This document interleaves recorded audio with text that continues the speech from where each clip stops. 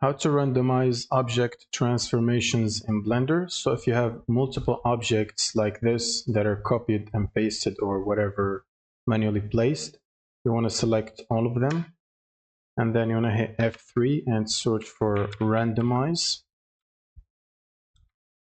which is randomize transform. Click on it and then expand this panel on the left side, and then you can play with the location to randomize the location. As you can see here, you can also randomize the location on multiple axes, the rotation along axes as well, and you can also randomize the scale. You can play with this however you like until you get the perfect randomization pattern that you want to apply. And once you're done, you can hit Control A and then apply all transforms. That's pretty much it. Thank you guys for watching and subscribe.